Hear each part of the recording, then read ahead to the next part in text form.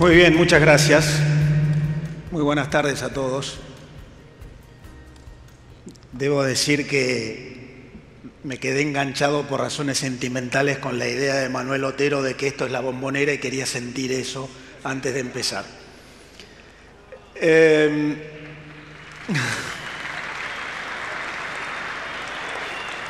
Es una buena manera de predisponer a la audiencia mitad a favor y mitad en contra desde el inicio.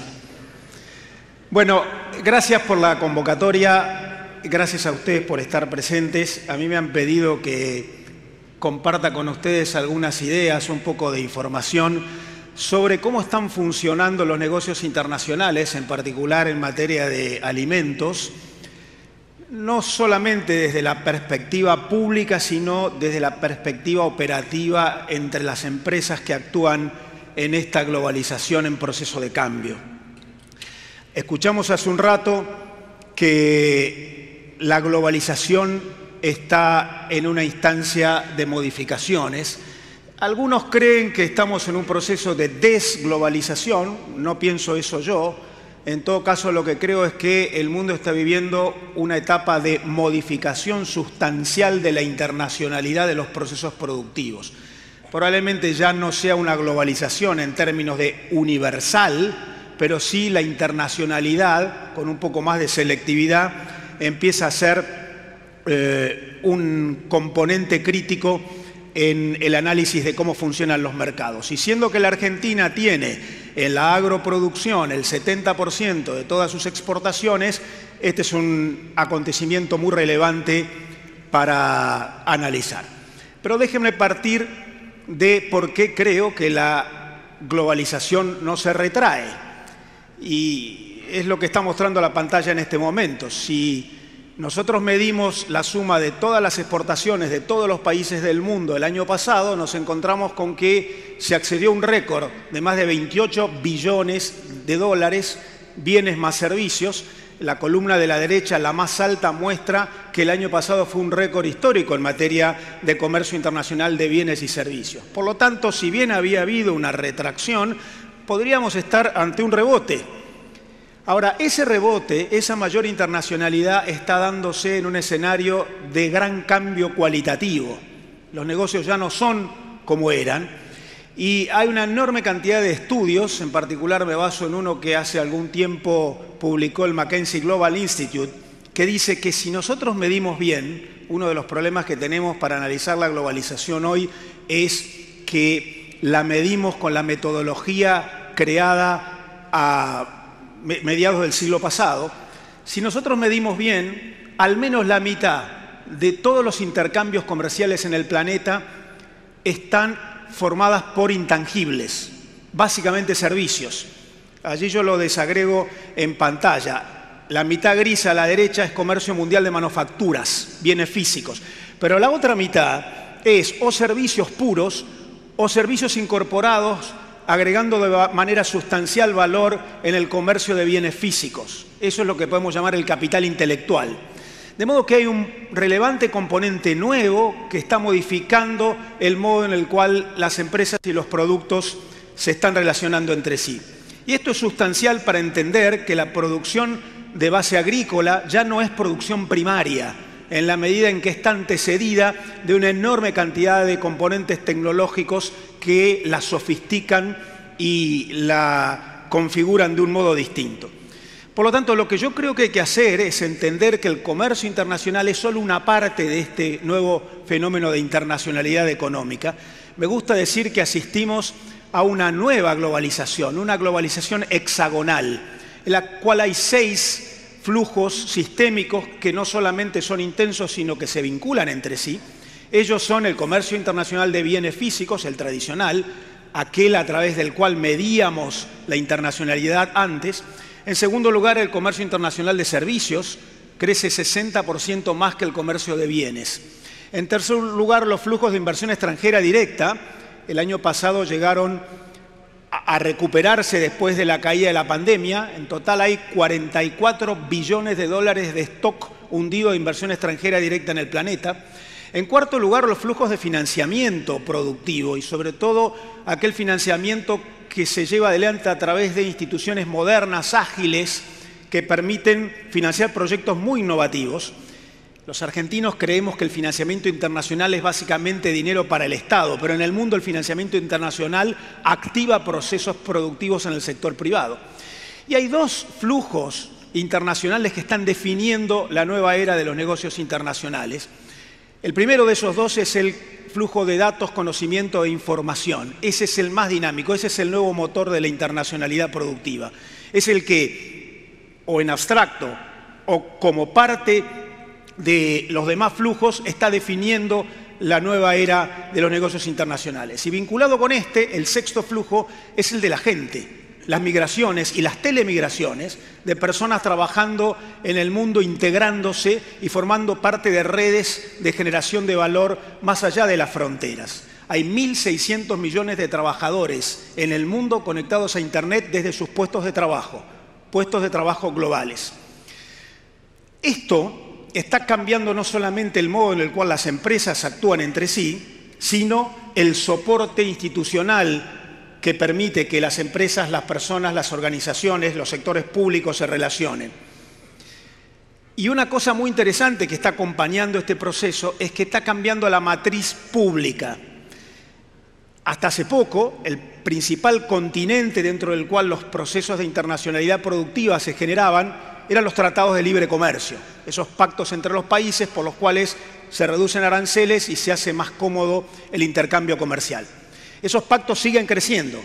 En pantalla yo muestro en esa línea curva negra que sube que hay hoy un stock de más de 350 acuerdos de libre comercio vigentes en el planeta.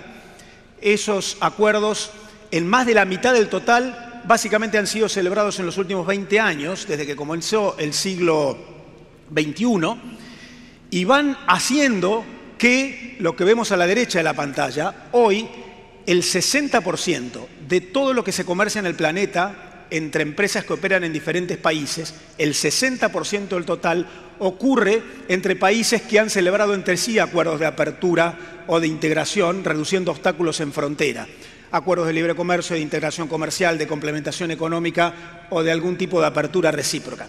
Por lo tanto, hay mucho más intensidad en la relación entre los países en la medida en que se generan este tipo de plataformas. Objeción para la Argentina. Solo el 15% de nuestras exportaciones se dirige a mercados con los cuales tenemos algún acuerdo de preferencias, mientras en el mundo el 60% ocurre entre aquellos que han celebrado ese tipo de pactos, lo cual hace que nuestras exportaciones, y sobre todo las de origen agropecuario, que son 70% del total, entren en mercados en los cuales encuentran obstáculos que nuestros competidores han logrado superar. Ahora bien, ese tipo de pactos en realidad ya no son meros pactos de reducción arancelaria. Esos eran los tratados de libre comercio convencionales. Hoy se han transformado en coaliciones regulativas, en acuerdos en los que los países no solamente bajan aranceles, sino generan un marco legal, normativo, de obligaciones, de estándares y de requisitos común. Por lo que en la medida en que la carga arancelaria en el mundo baja, hace 30 años, cuando se formó el Mercosur, el arancel promedio en el mundo era 15%, hoy es 5%.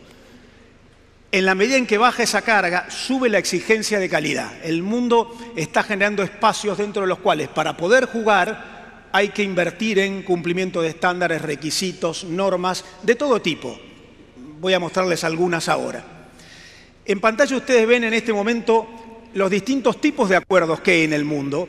Nosotros, en la Argentina, tenemos acuerdos bastante sencillos. El Mercosur, mera reducción arancelaria. Por eso el color nuestro en ese mapa es de menos intensidad. Pero el mundo está empezando a generar acuerdos en los que hay mucho más componentes en esa internacionalidad regulativa.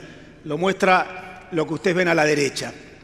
De modo que hoy estos pactos, coaliciones regulativas, empiezan a generar espacios comunes supranacionales de altísima exigencia de calidad.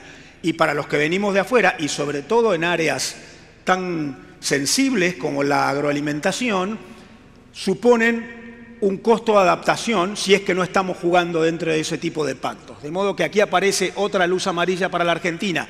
Conviene empezar a acompañar este tipo de procesos. Este tipo de procesos que ahora está acoplándose a un cambio geopolítico sustancial. Andrés Malamud mencionaba eso más temprano. El mundo está empezando a generar clubes de amigos. Se habló acá del friendshoring, del offshoring. Trasladamos a cualquier lugar del mundo donde sea más barato la producción. Estamos volviendo, por los últimos acontecimientos que han generado obstáculos, la pandemia, ahora la guerra, los cambios climáticos, a una selección por parte de los países, de países aliados con los que se sientan más cómodos, no cualquiera, friendshoring, países amigos en términos de más similitud. De modo que este tipo de pactos entre países también se vinculan con la posibilidad de participar en escenarios en los cuales esos países van acordando el modo en el cual invierten, trabajan, producen y comercian. Si uno está acá adentro es más fácil, si uno no está y la Argentina está poco, es más difícil. Acá les muestro algunas imágenes que he extraído de distintos trabajos, por ejemplo del International Trade Center, que muestran cómo esto de los estándares, y esto es sustancial para la agroproducción, está transformándose en el principal componente a considerar cuando uno quiere dirigir la oferta productiva a los mercados internacionales. El ITC dice ahí arriba algunos estándares bien vinculados con la producción, el management de las empresas, los estándares de calidad, el cumplimiento de normas ambientales, pero también hay estándares vinculados con el proceso, vinculado con el modo en el cual la empresa se vincula con su entorno, la mesoeconomía, el entorno inmediato. Se ha acuñado hace poco una sigla que trata de sintetizar todo esto, ESG, Environmental, Social and Governance, en las empresas que tienen que empezar a certificar que lo hacen bien, no solamente en el cumplimiento ambiental, sino en normas sanitarias, técnicas, en información sobre sus procesos y sobre sus productos, en el modo en el que se vinculan con el sistema financiero, con las autoridades públicas de sus países, con sus trabajadores y el modo en el cual proceden a la propia administración de sus negocios. Esto es un tema sustancial. La nueva globalización, que forma parte de la economía del conocimiento, no es solo economía del conocimiento en términos de aparatos, máquinas y tecnologías duras. También es incorporar conocimiento en el modo en el cual presentamos nuestra oferta. E insisto, hay rubros en los cuales esto es más relevante y en particular la agroproducción. Esto está modificando críticamente las cadenas globales de valor.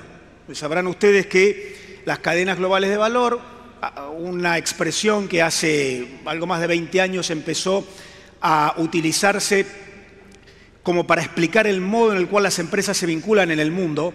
Las cadenas globales de valor, según la OCDE, integran más del 70% de todo el comercio mundial. O sea, más del 70% de todo eso que yo les mostré, que los países compran y venden entre sí, ocurre no por operaciones aisladas, one shot, esporádicas, sino entre empresas que se vinculan de manera regular, sistémica, a través de procesos iterativos en los cuales no solamente compran y venden, invierten juntos, planifican, desarrollan conocimiento, aliados más que clientes o proveedores.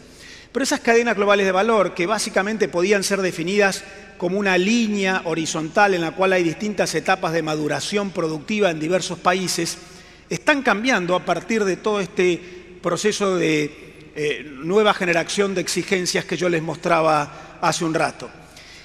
Y el principal motivo de ese cambio es que se consolida la economía del conocimiento. El componente más relevante de la internacionalidad productiva hoy es intangibles, es conocimiento incorporado en los procesos de producción y comercialización. De eso va esta nueva globalización. Y eso exige que las empresas no solamente envíen sus productos al mundo, sino que generen alianzas. La internacionalidad hoy no es del producto, es de la empresa. Ya no es solo comerciar, es integrar redes. Y por eso acá yo les traigo un gráfico que traigo de un trabajo de Deloitte que muestra cómo en realidad lo que hay hoy en el mundo, más que cadenas, es ecosistemas. Redes de empresas que se vinculan entre sí, invirtiendo, planificando, incorporando terceros que no son solo proveedores de bienes físicos, sino generadores de conocimiento, financiadores, inversores, inventores. La World Intellectual Property Organization ahora habla de Global Innovation Networks, redes en las cuales Además, las empresas tienen socios. Por eso acá muestra este gráfico un eje, competencia, arriba, competimos con muchos, pero otro eje, que es el vertical, que es cooperamos. Sin socios no se puede. Por lo que cuando uno sale al mundo, tiene que elegir no solamente los mercados, tener cuidado con los competidores, sino también advertir a dónde están los socios potenciales, en la medida en que la sofisticación de los negocios es tal que la innovación requiere lo que se llama Open Innovation, socios para innovar. Las cadenas de valor entonces cambian sustancialmente. Acá les traigo también un gráfico que extraigo de un trabajo de KPMG que muestra cómo, sobre todo si nos dedicamos a la producción de insumos para la alimentación, hay que empezar a considerar el rol del productor y del comercializador dentro de esas nuevas cadenas de valor en las cuales hay mucha decisión en base de datos, hay mucho foco micro. Hay que pensar no solamente en mi rol, sino en el final de la cadena y trabajar con el foco en el consumidor. Hay que adecuarse a la estandarización tecnológica, de modo que los negocios internacionales hoy son mucho más que comprar y vender. Si seguimos midiendo la globalización por comprar y vender, probablemente tengamos cada vez menos relevancia. Ojo, esto es un problema que tiene la Argentina. Muestra la FAO que desde que empezó el siglo el valor agregado en la producción agrícola en el mundo creció 80%, pero en la Argentina 40%. Y parte de ello, de ese freno, tiene que ver con la dificultad para incorporarnos de manera más sofisticada en estos nuevos procesos. La Organización Mundial de Comercio describe esta mayor complejidad y advierte que tenemos que invertir en la generación de capital intelectual, incluso en lo que antes se llamaba producción primaria, para participar exitosamente en los negocios internacionales, diciendo que en realidad de todas las exportaciones mundiales, el 45%, casi la mitad, el 45%, dice la OMC, son en realidad exportaciones indirectas. Nosotros creemos que exporta el que exporta, pero en realidad el valor está generado por la cadena antes, donde se ha incorporado ese conjunto de intangibles en este proceso más complejo. Sé que esto que les muestro en pantalla les va a resultar complejo de ver, no pretendo que lo vean, pero me parece ilustrativo. Deloitte dice, tenemos distintas maneras de vincularnos con el mundo. Podemos hacer simplemente commodities y producir y vender, y depender de los precios internacionales y de acontecimientos incluso accidentales. En ese caso, trabajaremos en el escenario genérico, dice Deloitte. Pero nosotros podemos también empezar a integrarnos con socios con los cuales invertimos en la generación de capital intelectual en el proceso productivo, y allí nos vamos a trabajar en una producción de base agrícola en un escenario unique, dice. En realidad nos hacemos uno entre varios en distintos países porque nos vamos integrando entre lo físico y lo intangible, entre lo agrícola y lo industrial, entre la manufactura y el conocimiento. Y si además nos hemos convertido en actores de enorme capacidad de generar valor, iremos al tercer escenario, el supermodular, en el cual valemos mucho más que por la mera manufacturación. Nos convertimos en confiables y allí podremos recibir inversión y podremos ser ejes de un protagonismo en el proceso de innovación futura. Así van los negocios internacionales hoy, mucho más complejos. Se vincula la revolución tecnológica con la geopolítica, se vincula el productor con el financiador y con el inventor y el innovador, se vincula a las empresas en redes. Ahora, ocurre que a diferencia de lo que ocurrió tradicionalmente, los grandes actores de esta nueva globalidad productiva son las empresas. Ya no estamos ante un mundo en el cual el empuje está en manos de la política. La política acompaña, regula, pero los innovadores son las empresas, son los que disrumpen, son los que mueven el horizonte hacia adelante permanentemente. Miren lo que muestra en este momento en pantalla un gráfico de un trabajo de la Unión Europea, de Eurostat, que dice básicamente que el 70% de la inversión en investigación y desarrollo en el mundo está en manos de las empresas y solo el 30% restante en manos del sector público, de las ONG y de los sistemas educativos. De modo que, además de tener buenos productos, además de ser granero del mundo, tenemos que convertirnos en empresas con perfil global. Aunque seamos pymes, se empieza a hablar de las micromultinacionales, concibiéndonos como actores en esos escenarios de red sistémicas. en el que, además de producir, tenemos que incorporar intangibles que pueden estar en la tecnología, en el proceso, que pueden estar en las invenciones y en las innovaciones, que pueden estar en el final de la vinculación con los clientes a través de marcas, propiedad intelectual, de cumplimiento de estándares y certificaciones o de reputación de la empresa en su accionar en las cadenas de valor. Miren esto que publica la OCDE. En las cadenas globales de valor, mientras el retorno del capital intangible es 27% del total, el retorno del capital físico es 17% del total. De modo que hay una nueva concepción productiva que, para ir terminando, en realidad puede ser graficada a través de esto que les muestro en este momento en pantallas. Es un trabajo que dos autores italianos, Mariscali y Taglioni, hicieron hace algunos años, tomando eso que mencionaba yo antes. Antes las cadenas de valor eran una línea recta, etapas sucesivas, más o menos agregaban todos el mismo valor. Ahora una cadena de valor tiene que ser dibujada con una curva. Esto se toma de un trabajo que hace ya unos cuantos años un asiático, Stan Shih, llamó Smiling Curve, la curva como una sonrisa.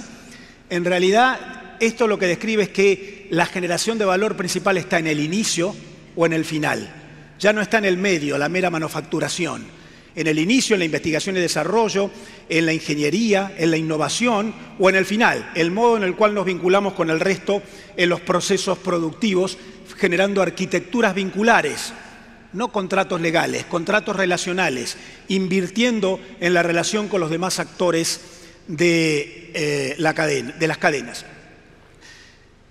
Esto puede ser resumido en mucho de lo que hemos escuchado acá. Just in case en lugar de just in time, friendshoring en lugar de offshoring, legitimidad. Hay una expresión crítica, ahora antes de terminar voy a ello, la legitimidad, hacernos elegibles, no nos van a venir a comprar solamente por precio. El mundo va del paradigma del menor costo hacia el paradigma del mayor valor. Lo decía Andrés Malamud más temprano, aunque sea un poco más caro, lo que quiero es certezas. Y es por eso que, vuelvo sobre la idea del principio, si medimos el comercio internacional, más de la mitad es servicios, pero mucho de ello es servicios incorporados en las manufacturas. Mucho de lo que el agro argentino exporta es servicio incorporado, tanto en la previa, en el proceso, como en la comercialización final. Por eso se habla de legitimidad. Legitimidad de los países para ser elegidos, máxime en este escenario de controversia geopolítica, legitimidad de los actores productivos, las empresas, los comercializadores, legitimidad de las personas que participan en los procesos de generación de valor de manera constante e innovativa. Esto también es complejo de ver, pero insiste en la idea de la legitimidad. Hay un profesor europeo, Suchman, que hace muchos años empezó a trabajar esto. Las empresas tienen que desarrollar legitimidad, tanto para ser confiables en la medida que pueden responder, como para ser elegibles para la inversión, porque se puede trabajar con ellas, moral legitimacy dice, y también en términos cognitivos, legitimidad porque estamos a la altura de la generación de valor. Por lo tanto, y termino con esto, mi mensaje es: somos una economía con enorme capacidad de abastecimiento de algo crítico para el mundo, que es la agroproducción, para los alimentos o ahora para la energía. Pero tenemos que empezar a adaptarnos entre todos para un mundo que nos mira con lupa, porque ya se ha quemado ante acontecimientos que han hecho que muchos proveedores confiables hayan dejado de serlo. Legitimidad. Y hay 4 grandes planos en los cuales tenemos que trabajar. El microeconómico, el de cada productor. Hay que invertir, hay que acoplarse tecnológicamente, hay que generar valor incluso intangible. El macroeconómico, las políticas públicas, está claro, no hace falta que lo diga, la Argentina tiene que ordenar su macro. Pero también el mesoeconómico, el de las alianzas, nadie puede solo. En el entorno inmediato tenemos que tener socios y buenos socios. Y finalmente el metaeconómico, una estrategia internacional que no dependa de quién me compra, a dónde hay una oportunidad de ocasión, sino de una estrategia que apunta al mediano y largo plazo sobre la base de la consideración de nuestras virtudes como capacidades. Les agradezco la atención. Que tengan buena tarde.